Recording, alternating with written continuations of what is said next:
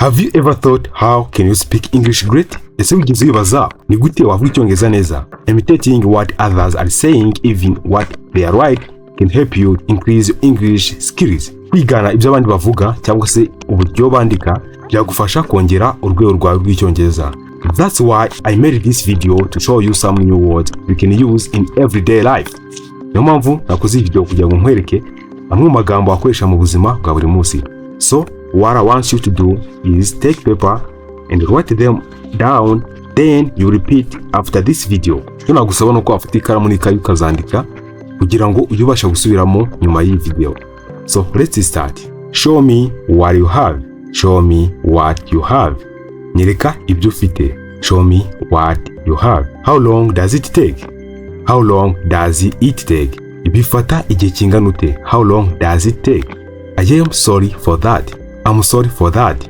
Mbabarire kubw'ibyo. I'm sorry for that. Nice to meet you again. Ni byiza kongera guhura nawe. Nice to meet you again. I don't understand that. I don't understand that. Ibyo ntago mbyumva. I don't understand that. I understand. Ndabyumva. I understand. I'm fine. I am fine. Meze neza. I'm fine. And you? And you? Naho wowe? And you? Thank you for what you did. Thank you for what you did. Warakoze kubyo wakoze. Thank you for what you did. Thank you very much. Thank you very much. Urakoze cyane. Thank you very much. You are welcome.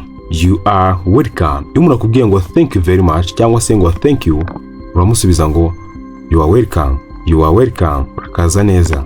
Excuse me. Excuse me. Nyihanganire. Excuse me. Nyihanganire. See you soon. See you soon. Tubonane nyuma. See you soon. No problem. Not problem. Nta kibazo. No problem. Do you know that? Do you know that? Ese urabizi? Do you know that? How much is it? How much is it? Kigura ngahe? How much is it? She likes it. She likes it. Aragikunda. She likes it. I am lost. I am lost. Nayobye. I'm lost. Happy birthday. Happy birthday. Umunsi mwiza w'amavuko. Happy birthday. Enjoy your meal. Enjoy your meal.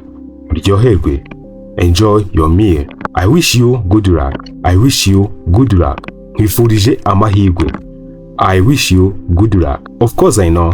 Of course I know. Yego rwose ndabizi. Of course I know. Have a nice day. Ugira umunsi mwiza. Have a nice day. Do you have time? Do you have time? Ese ufite umwanya? Do you have time? I don't love him. I do not love him. Ntabwo mukunda. I don't love him. Call them. Call them. Bahamagare. Call them. I need help. Can you help me? I need help. Can you help me? Nkeneye ubufasha. Ese wamfasha? I need help. Can you help me? I don't speak English well. I do not speak English well. Ntabwo mvuga Icyongereza neza. I don't speak English well. Good night, my friend. Good night, my friend. Nshuti yanjye ugire ijoro ryiza. Good night, my friend. See you tomorrow. See you tomorrow. Tubonane ejo. See you tomorrow. Go away. I need to rest. Go away. I need to rest. Jya kure nkeneye kuruhuka. Go away. I need to rest. What time is it? What time is it? Turi saa ngapi? What time is it? Ni ryari? Thank you for watching this video. I hope you enjoy. If you are, make subscribe and share. See you next time, and don't give up on learning English. May God bless you.